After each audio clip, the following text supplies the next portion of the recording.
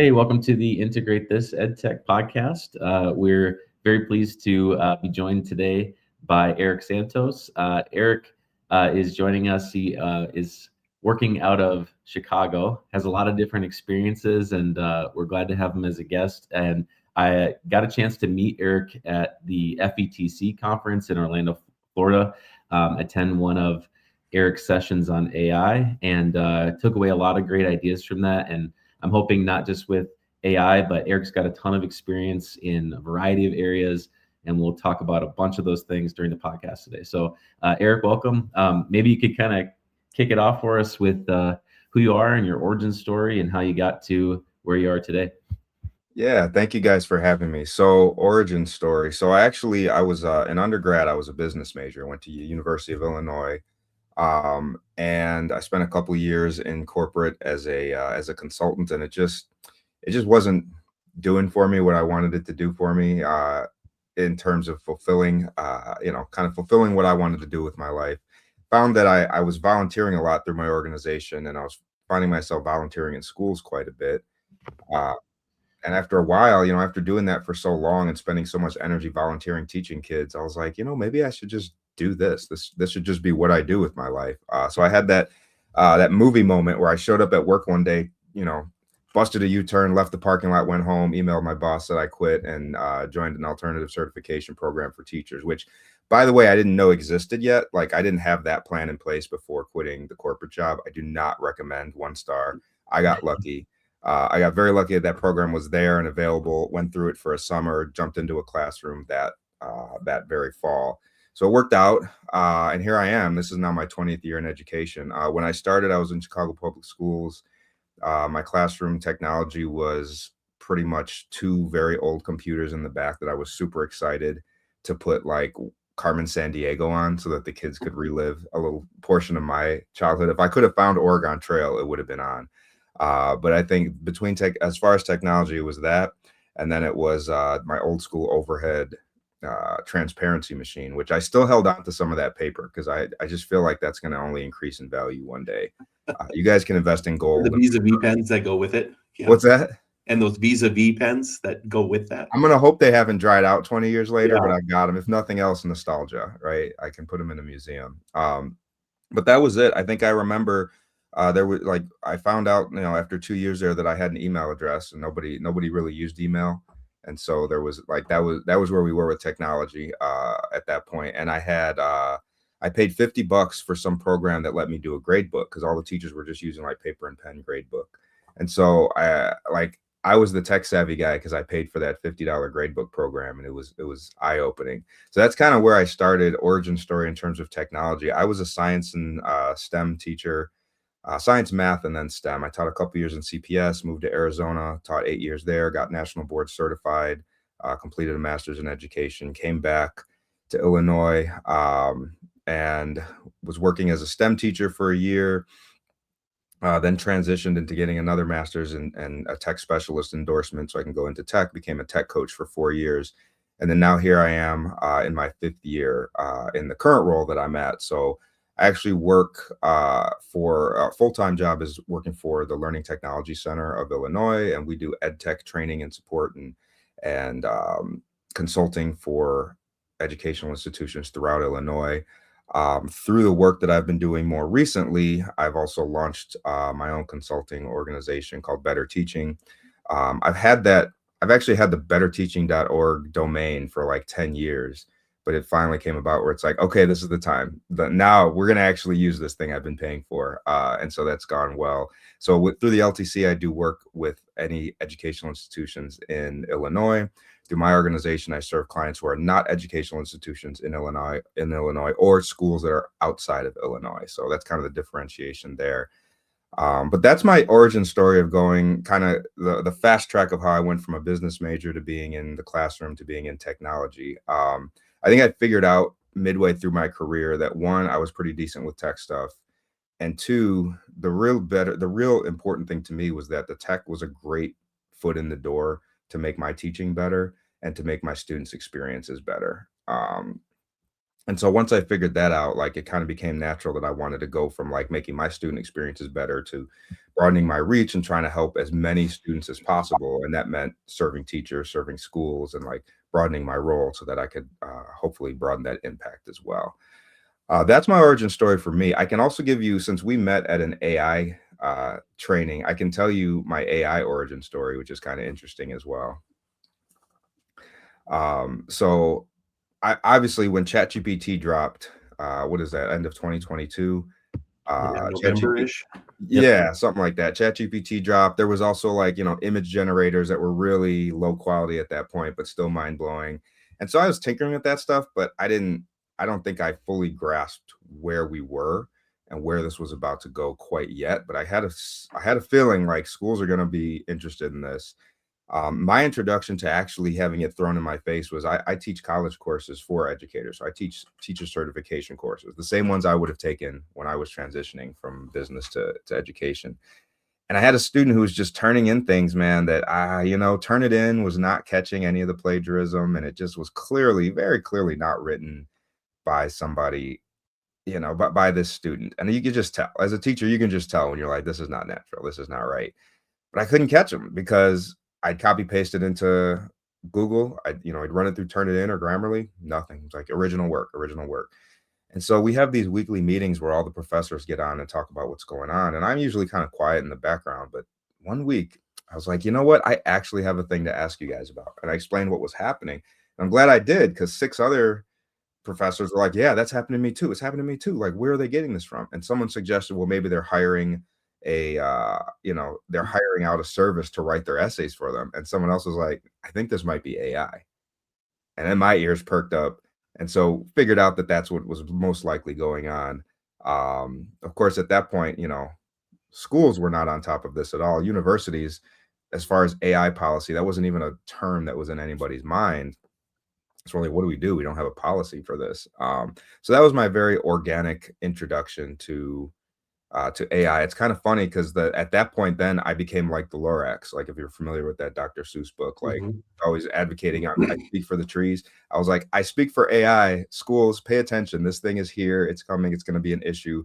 But in 2022, 2023, people were not at all worried. It was like COVID in December 2019. It's just something on the news we heard about. Someone else is dealing with it. It'll go away, whatever. And then it didn't, right? And so it was kind of funny because within my organization, the LTC, my team, we were trying to figure out how each of us that works in the same role throughout the state can kind of differentiate ourselves and make a name for ourselves. And each of us was going to pick a technology that we were the point person on, right? Like, this person was going to be the 3D printing person. This guy was going to be like all the Google stuff. This person would be all the like creativity tools. And I was like, you know what? I'll take AI. I'll be the AI guy. Let me be the AI guy. And then anything AI, you guys just funnel it through me. Which on the one hand was great because I got really deep into knowing about AI and like becoming kind of a leader in terms of what to expect in schools, policy, like how students are going to use it or not use it, et cetera. But it's just funny looking back 3 years later, because like the idea that only one person on my organization would be an AI person and that would be enough is like insanely absurd now, because all of us are just totally slammed with requests for AI training, AI workshops, AI keynotes, you name it. So I tried to make it my thing, but it's clearly cannot be controlled in such a way. Go ahead. Sorry. Nope. I'm sorry. No, I was going to say, like, for me, it just opened up a world of opportunity, though. I started with an organization called EdRed reaching out to me, and they asked me to do a keynote for them. And I was like, hey, cool. I've never been called a keynote before, so I like to add that to my LinkedIn. Sure. And I did a well-received keynote for them at one of their meetings, and that just kind of sparked, there were administrators in the room, government people, a couple other people in the room, and word of mouth spreads. And when you're one of the first people kind of having these conversations with schools, you get that first mover advantage. And so word spread, and then I started presenting at other organizations, IASA, IASB, IASBO. Like, if it has an acronym starting with I for Illinois, like, I may have probably interacted with that group or done something for that group, as well as regional or national conferences like FETC, IdeaCon, et cetera. So that's kind of how things took off for me. And that was a pretty long origin story, but it was, like I said, it was pretty organic in that I was on the receiving end of AI academic dishonesty. And so now I help schools manage that. Yeah, it's interesting that part of it hasn't gone away in 2026. That's still the main concern that I hear when talking with teachers about AI is the academic integrity piece. And, it hasn't something that's disappeared at all.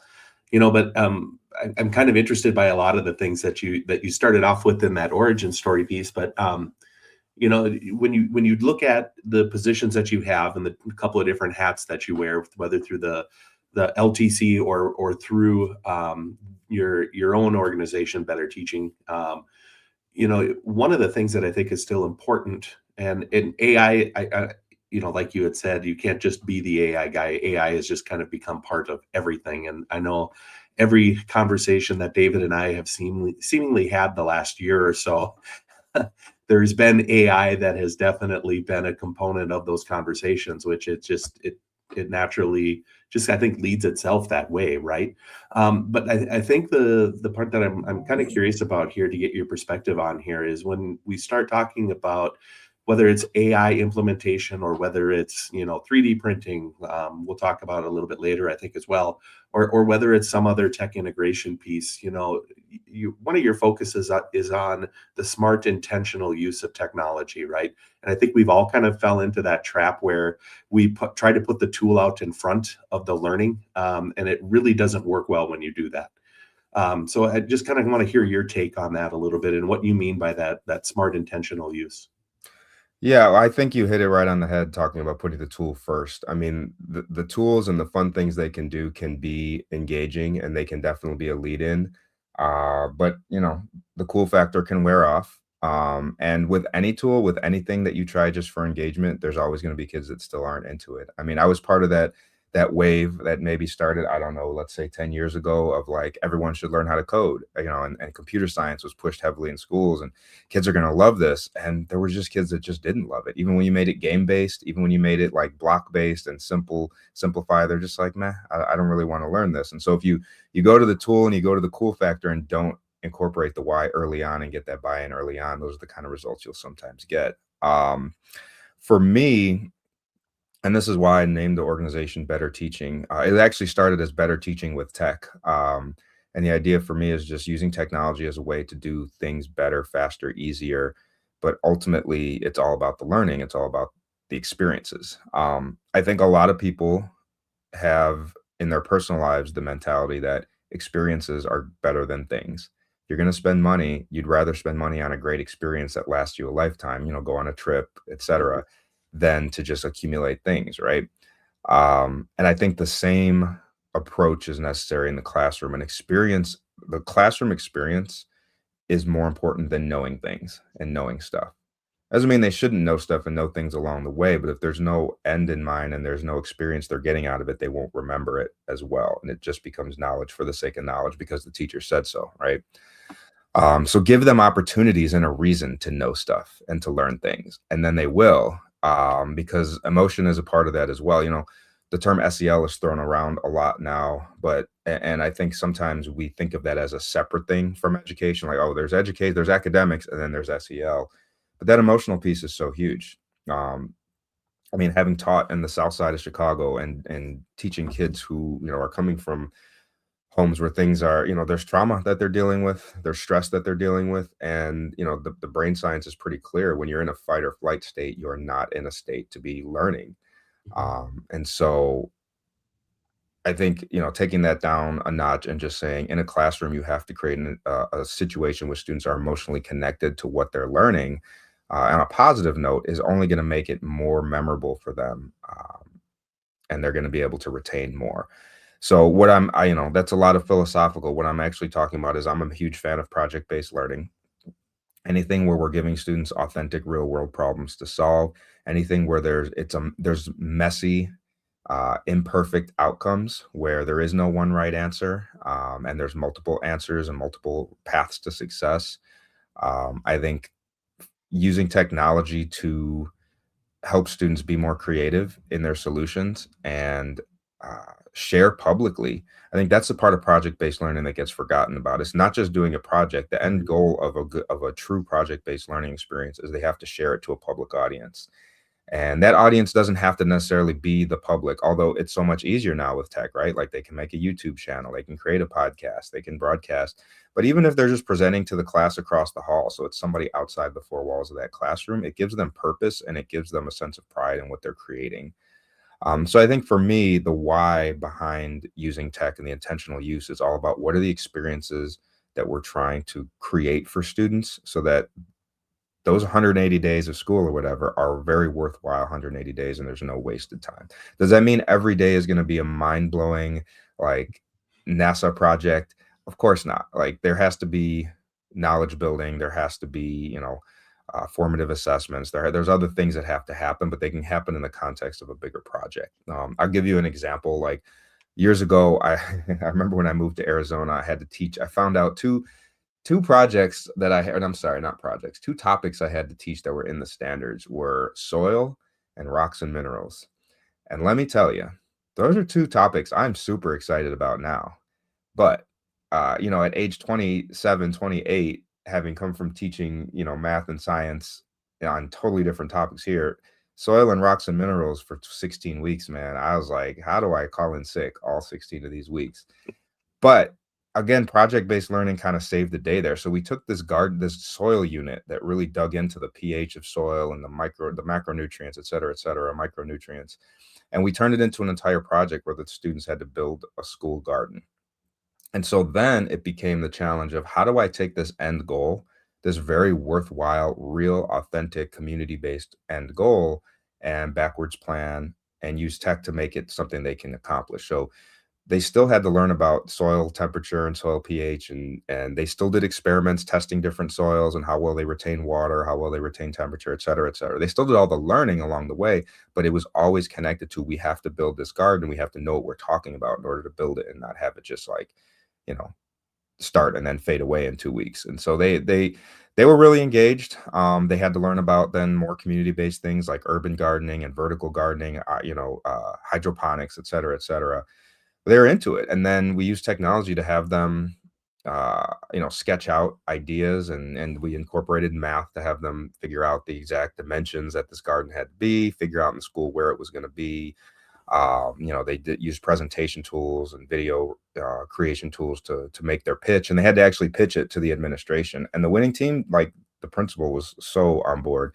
Winning team actually, like we got funding to go buy some gardening equipment and a little flexible greenhouse and built out that garden. So those students got to see something actually created. And even if you weren't the team that won, like I'm pretty sure those students are going to remember that project, and hopefully they remember a little something about potassium and magnesium and some of those as well, right?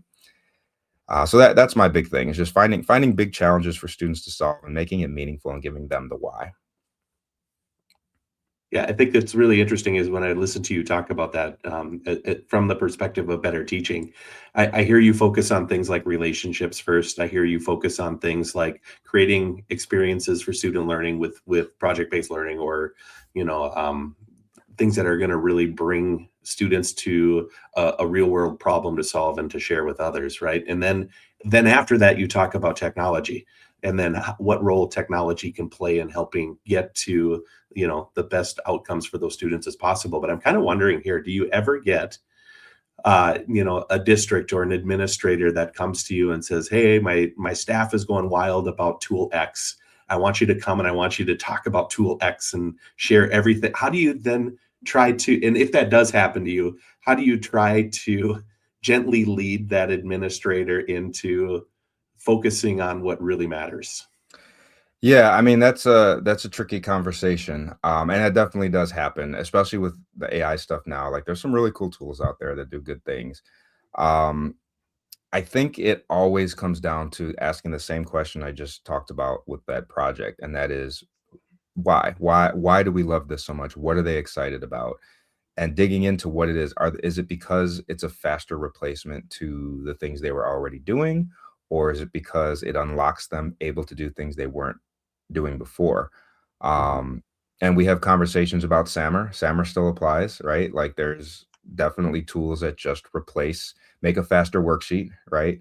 Or, grade something faster, but still not give meaningful feedback. And then there's tools that, when used properly, can go so much further. So I think digging into that why with the administrator and kind of finding out is important. But I think talking with the teachers about it as well. And in the moment, like what are we excited about? What do we love about it? And if they're excited about a tool, chances are they're already using it. So me coming in as a trainer, there's not going to be so much of the where do I click? Tell me how do I log in? How do I do this? Because if they're excited, that means they're already using it, right? So for me, then I'm already coming in with the mindset of like, let's figure out how to like do something really, really good with this. Let's apply this to your teaching. And so now I'll come in and I'll have like a multi-step project that students are doing, or I'll show a way that they can app smash and use multiple apps together to get like an even better result of what they're creating. But I think then my presentation focuses more on what are the outcomes we're looking for. And that's something I might ask them up front. Like, what are the outcomes you want to have happen? If this tool were to change your world and to change your students' world, what would that look like? Like, literally, what would happen in your mind? And it's interesting because they, sometimes they can talk about that. And sometimes it's like, I really don't actually know. Or the answer that I gave you is like, it's pretty surface level, And so those conversations, I don't come in an adversarial way, of course. It's just more of a self-reflection, exploratory of like, let's think critically about what we're trying to do. And sometimes that also means that tool wasn't the right one. And that's an uncomfortable thing too sometimes, when it's like, oh man, you bought this expensive tool, and like, did you know Gemini does all that for free? Or like, so that's a gentle one to have to tiptoe around a little bit, but I'm not one to like not share knowledge, because of something like that. I'm just going to give you the information. You make a decision based on what you've got. But I do like to have those conversations, always going back to the why. Mm-hmm. Can I cut in real quick right here? I'm just gonna make a quick cut and just put this timestamp down real quick. So I think this is great. The one thing I was gonna do, Jeremy, real quick is 3 through 5. Yeah. Because they're all AI, I think I'm just gonna condense it and ask Eric. I was gonna ask you a couple questions about like all those that stack there. And then Jeremy would jump to the 3D printing, because like 6 through 10, I would love to make sure we have time for you to talk about all those too. So if that's cool, I'm just gonna like smash those together. Yeah, absolutely. Okay, so I'll cut back in here in like 3 seconds.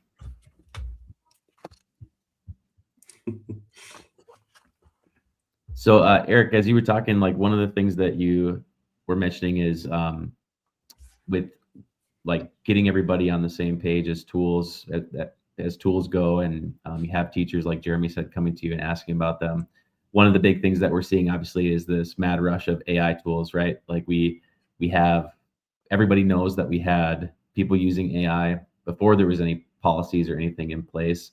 Can you talk a little bit about what your take on policies are and guidances with as far as school districts go, and how you typically approach that? And maybe just take into account like the different people that are all involved or I guess impacted by that. So, students, families, teachers, administrators too. Like, how do you usually approach that, or what's your take on all that?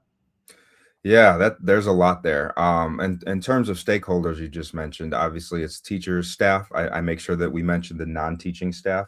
They often get overlooked when it comes to training, especially tech training, but they need it as well.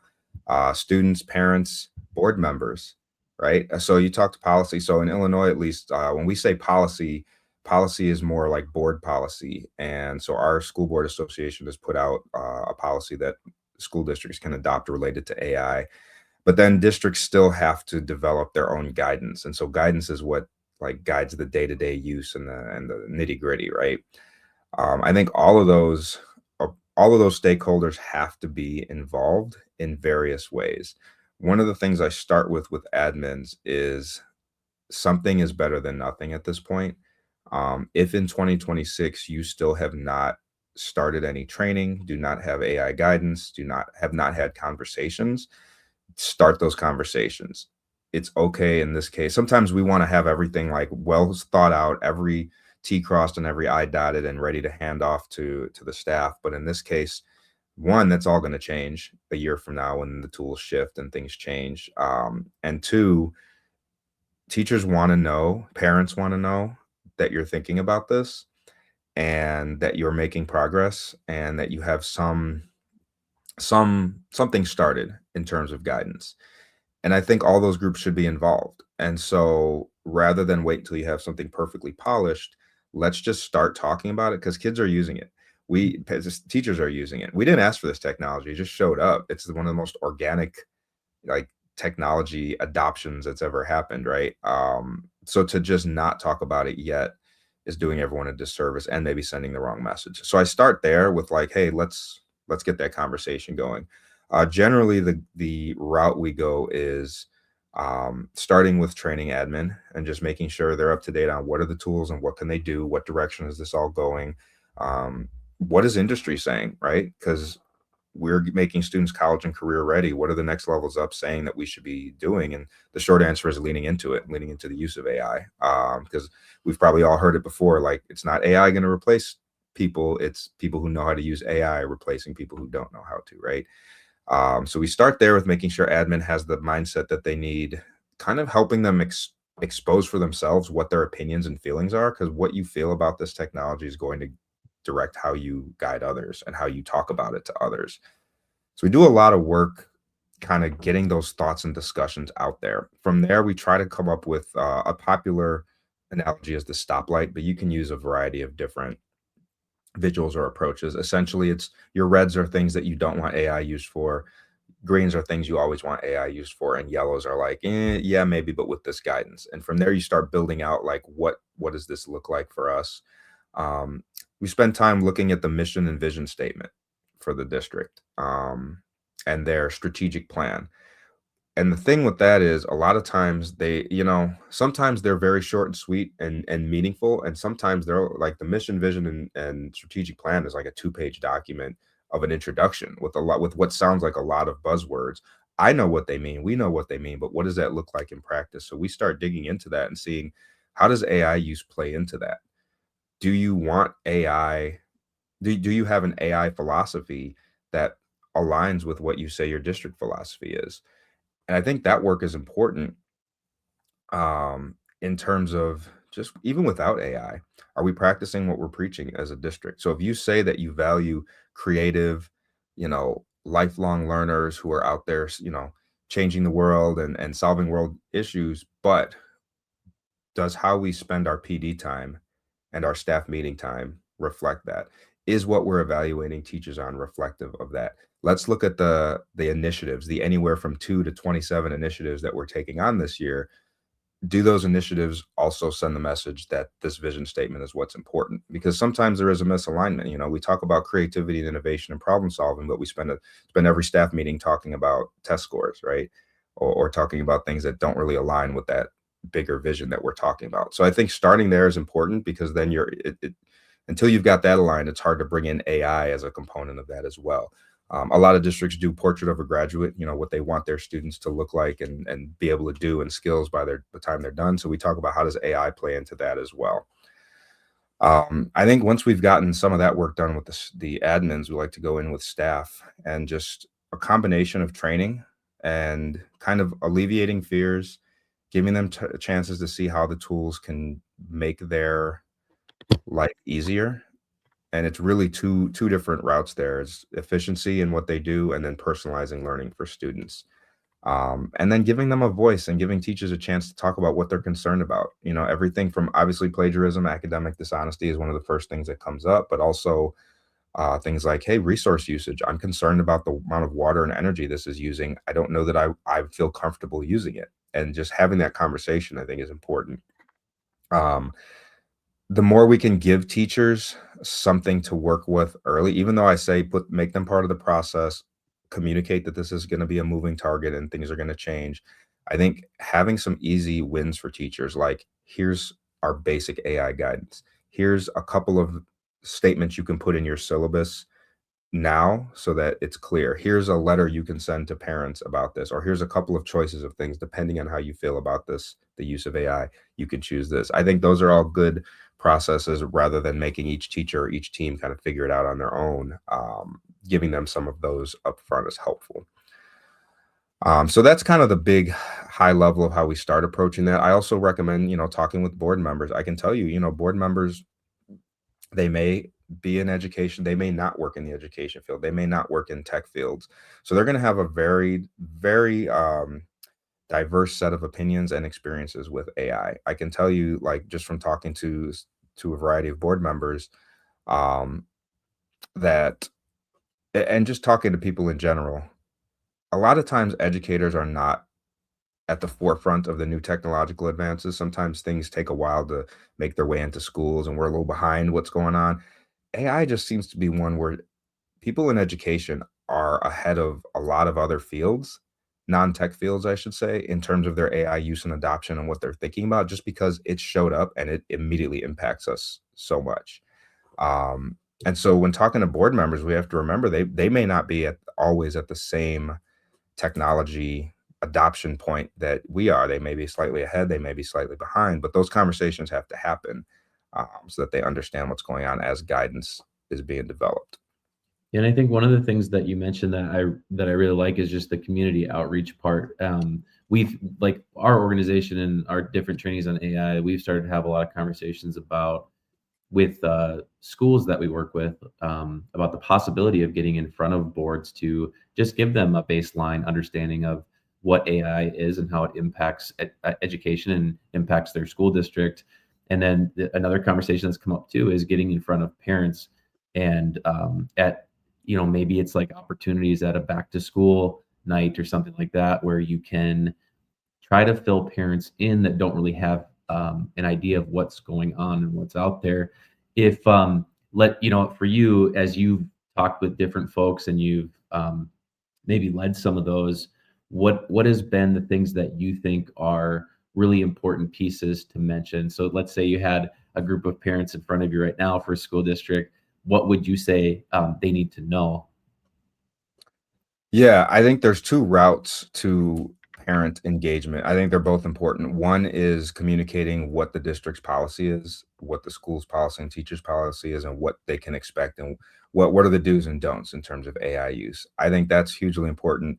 On the other hand, I think general AI literacy and education is important for parents as well. So uh, just from the basics of what is AI, how does it work? What are the tools we use here in the district, or what are tools that your kids might be accessing that you may or may not know about? How is it integrated in things they use every day, Instagram, Snapchat, etc.?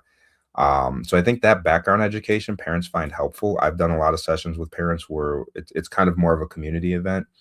Um, and even like, how can I help my student be more successful? How can I help them use AI as a tutor? What are the concerns I should have when doing that?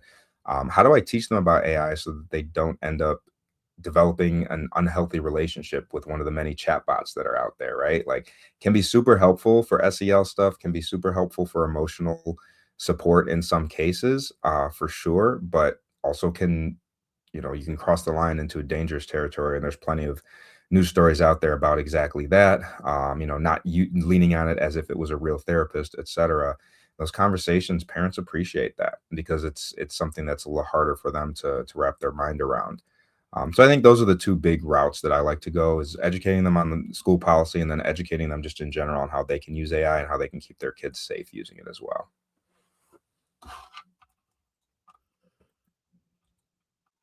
Are you ready to switch here now, or are you? Yeah, sorry. Sorry, Okay. I put in the chat, Jeremy. I don't know if you saw. I put in the chat. Oh shoot! No, I just see it now. That's okay. I'll just make a note here for a cut. So no problem. When we cut, can we cut back? Can I add a little something to that last answer first? Yeah, for sure. Yep, I can just splice them together. Yeah. Okay. Ready? Yep. Go ahead. Okay. The other thing I'll add is AI literacy for students is super important. One concern that sometimes I think I hear is, teachers don't want to create a problem that maybe doesn't exist, right? Like, if I start talking to them and teaching them about AI and tools, they're going to start using it, whereas they may have not before. There's actually research and data that proves that that's not the case. In fact, it turns out that the more AI literate students are, the less chance that they misuse that tool for academic dishonesty. So not having the conversations, not talking about it with parents or with students, increases the use that they just kind of go rogue and use it for whatever they'd like.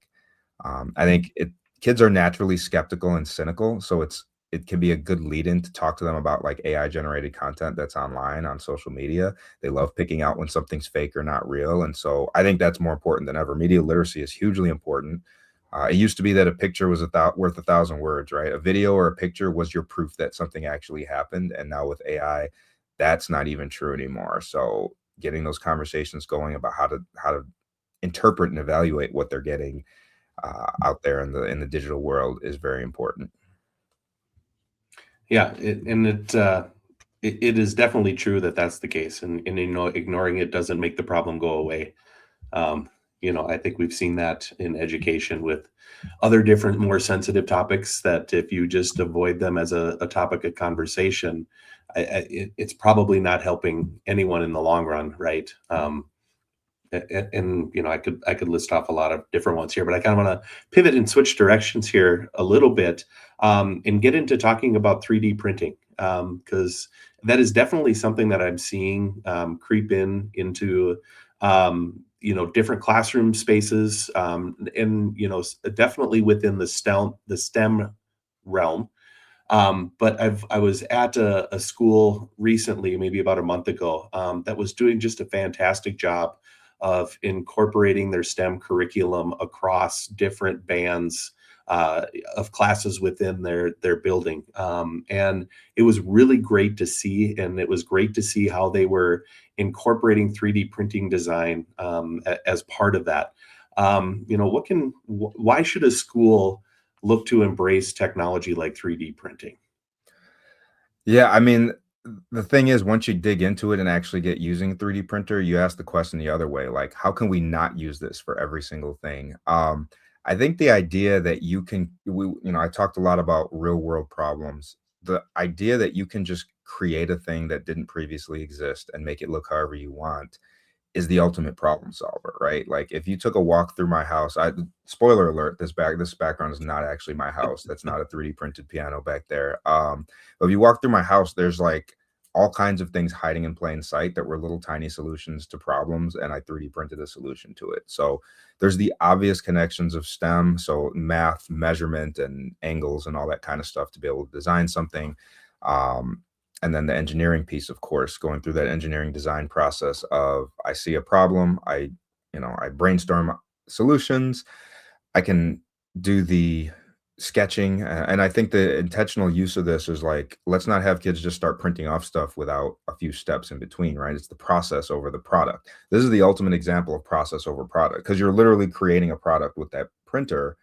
But like, why does it exist? How does it have to exist? How do we optimize it before we make it exist, so we're not wasting material and time?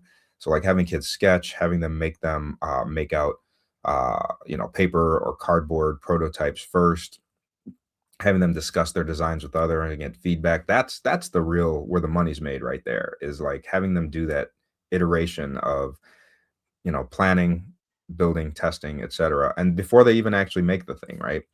The key and why it's a big difference, and as somebody who's done engineering projects with students for from the beginning of my career, the big key is you couldn't actually ever make the thing all the time. Like sometimes you can use, I like to do in the using old scraps of whatever I could find to have students build prototypes for fun. But like the fact that you can actually build it to the exact specifications with a durable material and it can be in use, it's a totally different ballgame, right? I also love, and not to jump back to the AI thing, but like when generative AI first came out, I was like, man, how long before I can just like type up a description of what I want, and then I can just print that thing without any design or CAD experience. And it didn't take long, because we've got tools like Meshy and PrintPal and all those, where like I can either upload a picture and it'll make a model for me, or I can just do a verbal description of what I want and keep iterating until it creates the model that I want and print it out. So we've literally reached the point in society where I can conjure up real world objects with just my words. And that's pretty magical, right?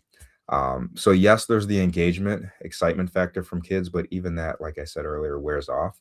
But that process of building, creating solutions, and getting them in the mindset of like everything they see now, it's like, oh, I bet I can make something that fixes that. Or like, we don't have to buy that on Amazon, I can make that. Or hey, we can add our school logo to that and sell that, right? That entrepreneurship piece. I love that part of of being problem solvers and entrepreneurs, selling school swag, and just creating things that didn't previously exist. That's one of one. Those are the kind of things that get me excited about printing. It seems like it's really bringing in that design thinking process and giving it a practical outlet for it, right? So let's what practical things should a district, a school look at if they were interested in expanding their output models to include 3D printers? Are there? I'm not saying recommend this particular brand and type, but are there certain key things that would allow for successful student experiences because of what they choose? 100%.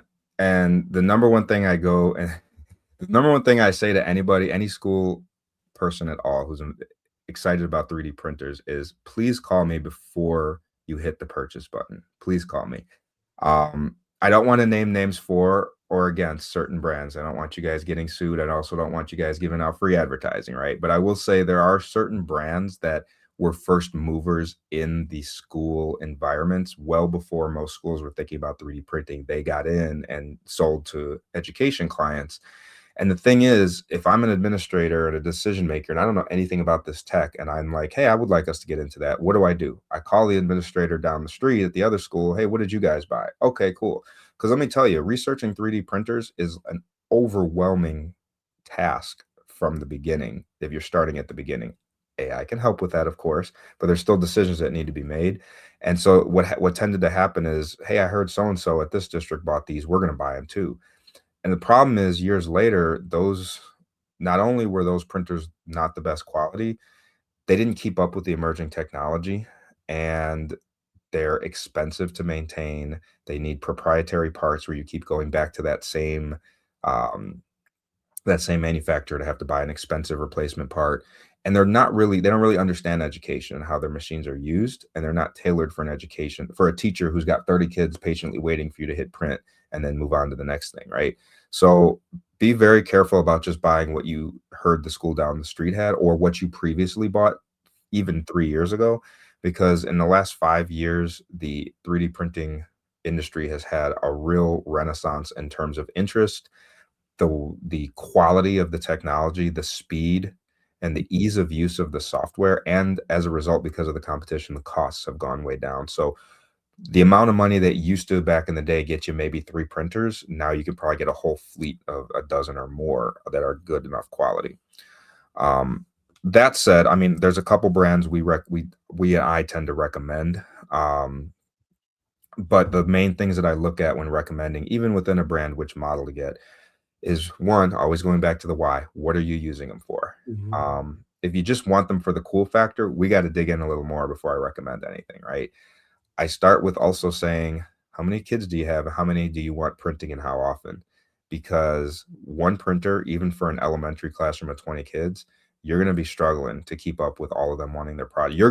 Your full-time job is now going to be running prints in addition to teaching, right? So you need at least 2 or 3 even for a single class, unless you start to get creative of like, hey, only the top 3 that we vote for are actually going to get printed, or every group come up with a design and we'll just print each group's. Or you set the expectation, hey, you're going to design and print and submit it to me now. It'll get printed before the semester's over. That's the best I can promise you. So you got to really think about volume. The things that I also look at are, for this printer, what is the cost? Because sometimes we want to go get the most expensive, highest end one, and you may not need that. If you're just printing out fidgets and school swag, and you're not printing with any exotic filaments because you're in elementary or middle school and you're just doing prototypes and fun stuff, you're going to be printing PLA mostly, and you don't need a higher end printer for that. You need a fast printer for that, and you don't need the highest quality either. You need a fast printer. If you are a high school STEM program, on the other hand, and you're doing some actual prototyping and you're using some real engineering filaments that are a little more advanced, require enclosure, require exhausting vent, out of that machine, then yes, you're probably looking at the more expensive ones possibly, or just a different route to which printers I'd recommend. So that why, again, becomes very important. The other things I always look at is, are you getting the speed and quality that matches the industry standard right now? And it is not the same as it was 2 or 3 years ago. Is the software easy to use and easily accessible? And how open source is this printer? Meaning there are some, again, I won't name names, but there are some that require you to use their software, require you to use their specific filament, require you to use only their parts and their expense, like check the prices of the parts that tend to break often, because you don't want to be replacing a $250 extruder when this other company has very standard extruders you could find at Micro Center for $10 that you could swap out when you need to. Those are the conversations that I have. Again, it starts with the why, then it starts with the volume of printing you plan to do and what you plan to print, and then we dig into some of those logistics from there. Yeah, can I throw a scenario at you? We have a number of schools that have that I can think of off the top of my head that have 3D printers sitting at their school, but they don't have anybody to teach that. Like, there's no dedicated person to do that. So could you maybe just address, like, what would be a way, like an easy way? I know that you have to know what you're doing with 3D printing, but is there a way where a tip you could give a teacher that's teaching like core content or something else at the school that could maybe venture into that space a little bit with like a quick project or something to just utilize that, utilize the 3D printing for their students? How could it be integrated into other like the classwork that maybe a teacher's already doing? That's a great question. I don't know if I'm going to answer it the way you're expecting, but I'm going to answer with what I would consult a district to do in general. And that is have at least one person, if not multiple, whose job description, whose job expectation is you're the 3D printer point person.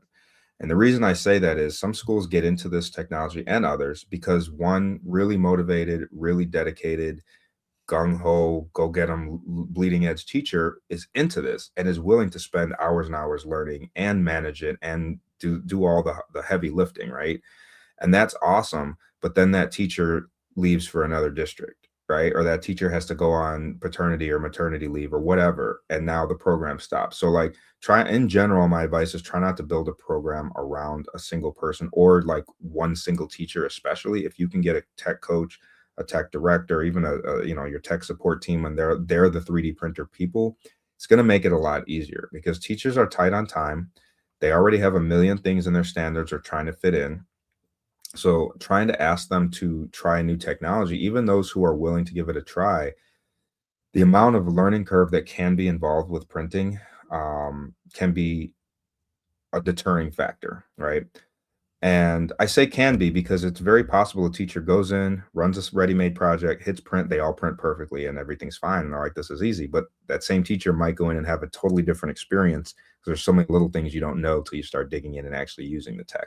So having point people that can make it easy for them, that are going to have some ready-made projects, that know all the tips and tricks to make it a smooth transition from students using the software to teachers collecting the work to actually printing, it's just going to make it more likely that happens. That said, I would say what that person can do is communicate with those teachers and get to know their curriculum and look for opportunities. And this takes some creativity, but look for opportunities where they can 3D print something or design something related to that topic. For math, some cool stuff I've seen is like printing things of different shapes to demonstrate how things of the same volume could have very wildly different shapes and perimeters, etc.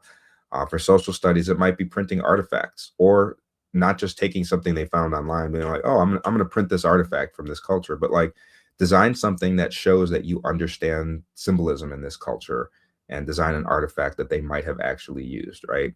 That's pretty creative, fun stuff. If kids are already building something like my daughter actually did something like this. If they're building dioramas, like my daughter had to do a diorama of like something involving World War II. And she printed a bunch of the little ships and planes and like designed some of the things that were going to go in the diorama. Science teachers, there's so many great things that you can do in terms of like printing models for students to learn from, physical models. I love a good class project, right? So like, what if kids each had one element of the periodic table and they had to, now that you give them boundaries, you give them like, hey, your square has to be these dimensions.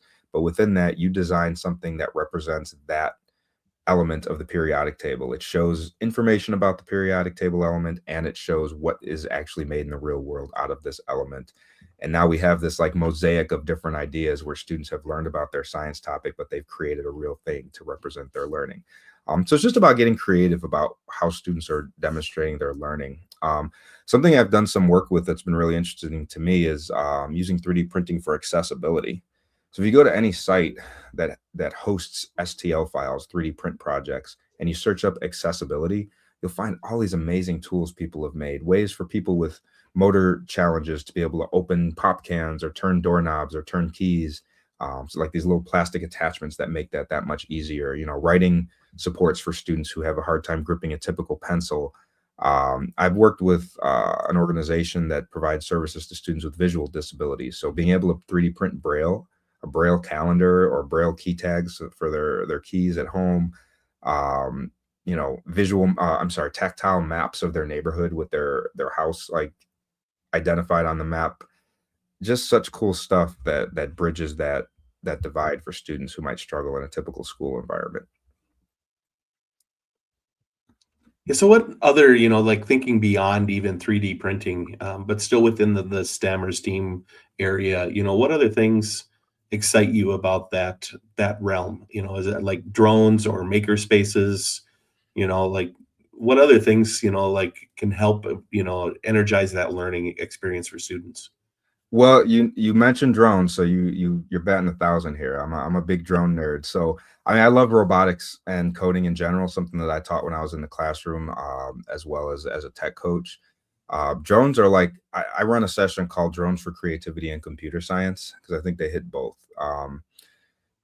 Again, there's that engagement piece of something flying, right? That's exciting as it is. But when you find out that there are drones that you can actually program pretty easily, that you can code, it's like taking a robotics program and adding a third dimension to it, because now it can go vertically and it can go pretty much anywhere in space. And it's very career oriented because there are so many, I guess for a better word, non-drone related careers that can incorporate drones. I mean, everything from emergency services to agriculture to architecture, inspection, like you name it. And you can probably find a way that drones could be helpful in that. So it's a good add-on skill for students to have, but it's also that engagement of like, why should I get interested in coding and computer science and logic and problem solving?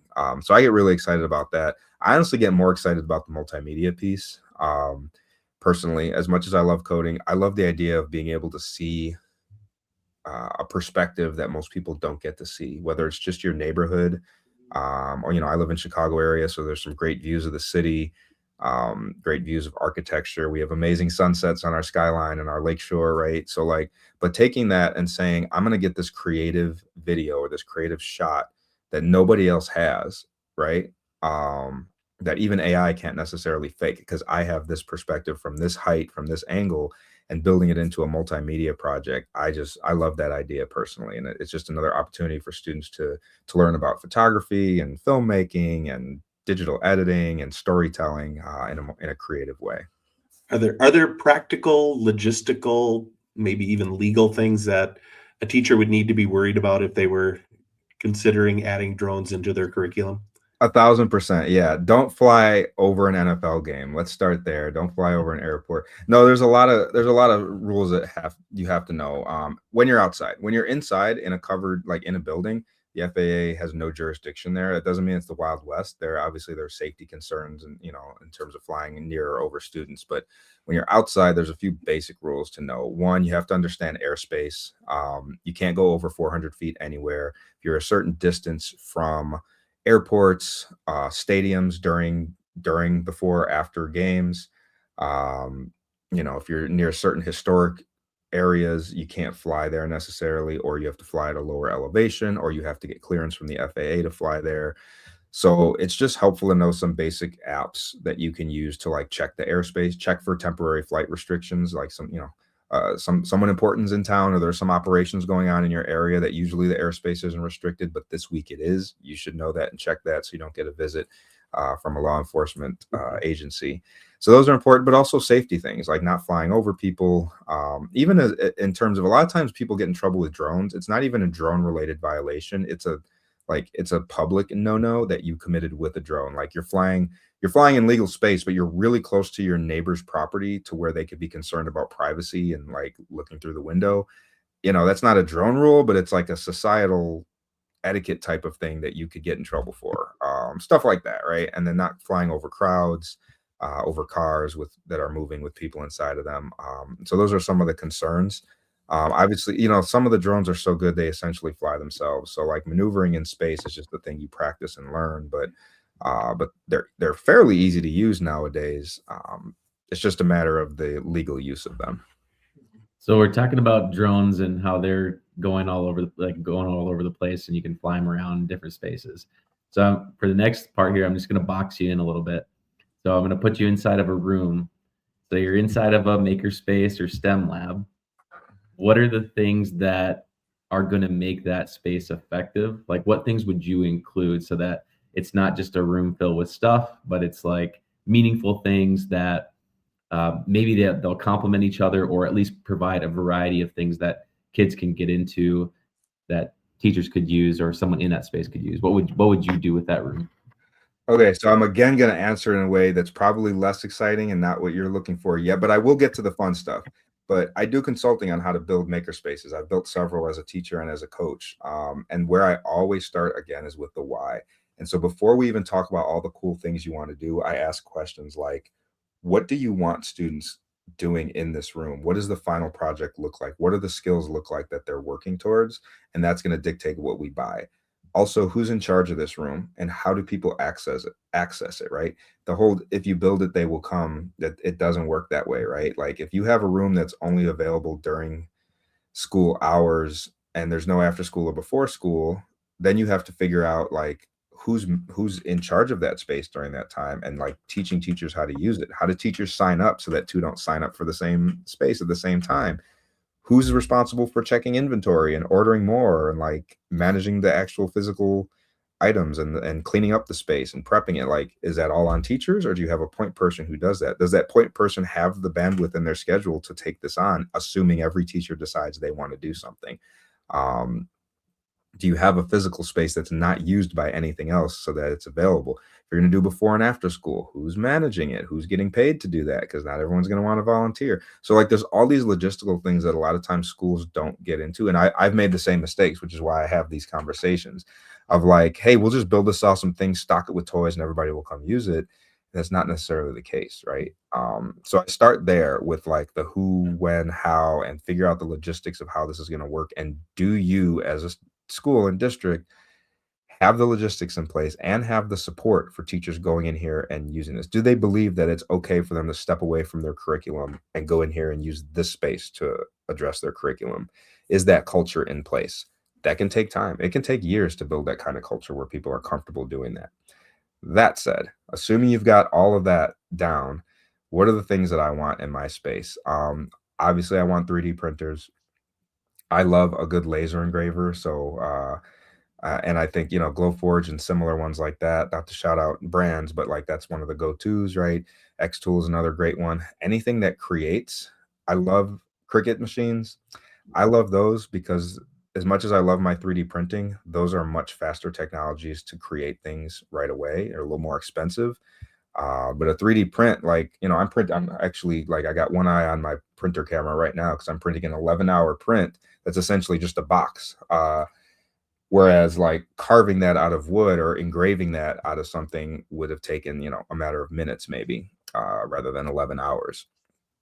So I love those tools, your wood carving tools, your engraving tools, your vinyl cutting tools.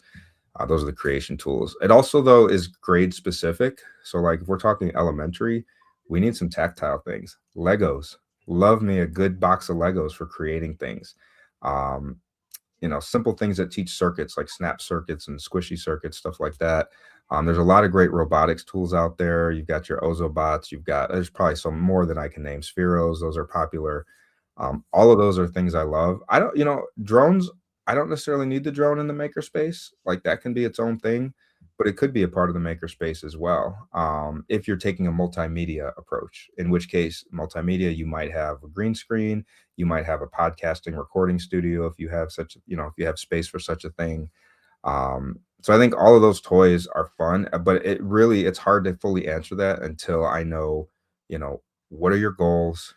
how is the space going to be used? How many kids? How much time are they going to have in there? And then let's make intelligent choices with our purchases from there. Because you can always buy more.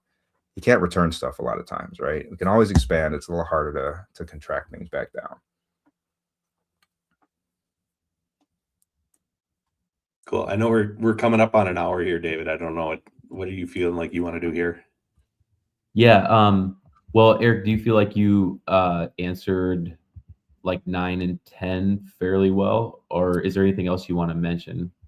No, I feel like we've covered a lot of that. Yeah. Sounds good. Okay. Yeah. So Jeremy, if you wanted to get into the lightning. Yeah.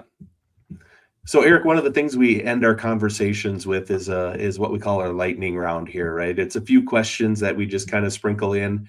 And it's up to you if you want to give a one-word response, if you want to make it one sentence, one paragraph, whatever you need to describe them, that's totally cool. And we'll just kind of, David and I will alternate between some of those, and we have got a little bit of a this or that kind of thing too, that's built in. And so I'm going to kick it off with the first one here. What's a hobby that you have that surprises people? I guess it depends who you ask in my life, but if you only know me from this lens of all the nerdy things I'm into, AI and 3D printing and drones, chess is a hobby of mine that probably fits well with that. But you might be surprised to know that I'm a huge sports guy, particularly a basketball junkie. I coach high school freshman boys basketball. We just ended our season on Wednesday. And what's funny is, I have a Twitter account that essentially is nothing but exists for my professional life, which is all the tech nerd stuff. But what I consume is nothing but basketball plays and basketball strategies nonstop, like 1,000 things saved that I'm going to go back to one day and incorporate in my team. So was it wins and losses, successful season, or was it the kids got better and improved and it made those basketball skills ready for the next level? I've been doing this 10 years. I've definitely had both. This year, extremely successful. We won our Thanksgiving tournament. We won our Christmas tournament on a buzzer beater game winner 3 from my center. And we went nearly undefeated. The only couple games we lost were in overtime by a couple points. And we just, sorry guys, but we're a terrible free throw shooting team. I think we went 3 for 21 one game. So yeah, a lot of cardio the next day in practice, let me tell you. All right, next one. What's one tool you love that you secretly wish had a different name? I'm going to cheat and give you 2. First of all, it's not dongle. Why do they call the things dongles, right? Like, can we just go USB-C on everything so we don't need to use the word dongle anymore? I don't know what middle schooler came up with that. Just why? I try to say adapter as much as possible, but you just can't eliminate that word from the vocab. The other one, AI related, Gemini has their image editing tool, Nano Banana. God, it's fun to say one time, but you got to stand in front of, I'm a grown man standing in front of a room full of like educated adults, and I got to be like, open Nano Banana. Been there. Yeah. I love you, Google. I've done a lot of free marketing for you, man. I'm a Google trainer, Google coach, all those things, but no. All right, we spent a bunch of time talking about STEM stuff. What's the coolest student created thing that you've seen come out of a Makerspaces STEM lab?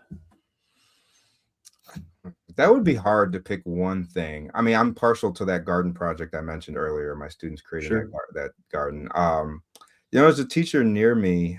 So Elmwood Park High School, Elmwood Park, I think the elementary school, they do this really cool food truck activity where the students have to design a food truck. They use Canva to make the menu, and then they use Tinkercad to design the food trucks. So it's not like one thing, but like seeing these kids design all these different trucks and trying to hawk their different products, like everything from ice cream to tacos to whatever, you name it, man. If it's food centered, it's going to capture my heart. So that's the most recent cool thing that I've seen. Okay, so if your job had a mascot, what would it be and why? It would be an octopus, because my job and my business, I've got my hands in so many pots, so I need 8 arms. I need eight hands to actually get everything done, and each one is doing a totally different thing. Today I'm teaching on AI policy. Tomorrow I'm teaching 3D printing. Then I'm teaching Canva. Then I'm consulting about cybersecurity. You name it. They say that if there was another species that was going to evolve into like higher intelligence, it might have been octopi. And so they're super smart and problem solvers. I saw this video of one that was like trapped in a jar and it figured out how to like unscrew the jar and like get itself out of it, which was amazing. And I even saw a video. I don't know if it's AI. Okay, I'm going to fully admit that my media literacy maybe was weak here, but I saw a video of one that can kind of change colors and like blend into its environment. I don't know if that's real or not, but I'm going to run with it and say, in my role, I have to be able to interact with everybody. I have to know how to blend in and talk with administrators on their level, talk with teachers, everything from pre-K to all the way up to professors, your office staff, parents. Like I'm having to interact with every stakeholder group and know how to kind of blend into that environment. So I'm going to go with octopus. All right, now we're going to trap you in a box here since you talked about the octopus in the jar here, right? And you only get a this or that answer. So it's one or the other. AI policy first or classroom experimentation first? Oh, are we talking for teachers? Let's go for teachers first, and I'll follow up with students. Teachers experiment always. I mean, you should definitely go ask someone in charge if there's a policy. If there's not, I would not want a teacher to not experiment. In fact, no policy means, well, you probably should educate yourself on what's safe and what's recommended first, but then you got to try things out because sometimes you can end up being the change that drives bigger change in your school. Same answer for students or different? Do what your teacher says, students. That's always the good fallback answer, right? Yeah, I don't need parents mad at me. While driving, podcasts or music? I'm a music guy, man. As much as I love this podcast and a couple others, I don't have the attention span, man. You ever been reading a book and you're 3 pages deep and you're like, what did I even read any of the last? That's how I am when I listen to something auditory, right? So definitely a music guy. STEM is a separate class or integrated into each classroom? Don't make me choose. You're probably going to be surprised to hear this. I like it as a separate class if you had to choose. Okay. Because again, teachers have so much on their plate. There's so much that goes into doing a good STEM project. I would love for people to give it a try, but like if nothing else, having a class where that's the dedicated time, that's the one. I think you answered this one, but you can just repeat it if you did. Drones for cinematic video or coding flight paths. I can't talk today. Video all day, man. Yeah. Are you a coffee guy or energy drink guy? I am a coffee guy. I've bumped it up to 2 a day. I was never a 2 a day guy, but I don't trust what's in energy drinks. I don't always know. If I can't pronounce it, I'm not drinking it. So 3D printing, do you like rapid prototypes or the polished final project? I'm a perfectionist. I like the finished project, and the number of times I will reprint things or like try to finish them to make them perfect. The funny thing is people who aren't into 3D printing don't care nearly as much about the flaws. 3D printer people are like obsessed with, oh my God, look, that's a little out of place, or look at that little edge is not perfect. And the person you give it to or sell it to is just like, oh, this is amazing. It's 3D printed. And they don't see any of the flaws that you see. So yeah, finished products for me. Hands-on teacher PD time or lecture for teacher PD? Oh man, you already know the answer. Definitely hands-on, always. Yeah, even if it's just hands on the keyboard. No one wants to hear me talk. No one. If you go to attend a conference session, are you in the front row sitting taking notes, or are you networking in the lobby? I'm in the back row taking notes so I can jump out of there in 20 minutes and go to 3 sessions in an hour. So I'm cheating your question. It depends. If it's in Illinois, I just went to IdeaCon. I feel like I spent more time networking than anything. So maybe I'll lean that direction. Perfect. And future ready skills, creativity or problem solving? Problem solving. I think in order to solve problems, you often you develop your creativity. So I think you can kind of cheat and give both if we choose problem solving. All right. And then you're doing a keynote tomorrow, let's say. What's your walk-up song? It depends. Am I going meaningful or just what I like? Any one of the WWE songs. If I can get John Cena's music or something, even though it has nothing to do with it. Maybe. Let's see what else we got. If we want to go fully tech nerd, Daft Punk, Technologic. All I Do Is Win by DJ Khaled. Why not? Anything where DJ Khaled is yelling over the track, I think that's a good walk-up song. If I really want to be dramatic about it, maybe Eminem, Lose Yourself. Right, there's a good build up there. I don't know. I'm not in charge of those decisions, luckily. One of my favorite Lose Yourself versions now is the AI Soul version. So, love it, man. Love it. Just don't eat spaghetti before the before the keynote. Yeah, right. Well, Eric, thanks for joining us. And I just want to give you a quick second to highlight if you have anything coming up, like big that you want to get out there to people, online stuff or anything, socials, all that type of stuff. Yeah, so I mean, as far as socials, I'm on. I'm not on a lot of socials, but you can find me on LinkedIn. Better Teaching is my organization. I do run a drone business, Fly Shy 708. I run a 3D printing business called Oak Park Creation Lab. So all the things that I do training on all day, I also found tiny ways to turn into a business that I love and bringing joy to people in a variety of ways. So definitely check me out any of those places. My organization, the LTC. Who I work for, my 9 to 5, they have a great conference lineup of conferences. So check out ltcillinois.org to see what they offer. And if you're a district that likes any of the things that I've talked about, any of the technologies, and just wants somebody to consult, somebody to come out and do training for your staff within Illinois, I do that through LTC. Outside of Illinois, I do that through Better Teaching. Even if you're not an education institution, libraries, community organizations, businesses, I do webinars, I do keynotes, reach out to me and I'm happy to help out. Awesome. We'll be sure to put your links and things in the descriptions of the show and on the podcast description. So yeah, thanks again for your time. It's a wealth of knowledge and we really appreciate you sharing it with us. Thank you all. Yeah, appreciate you all having me. Thank you.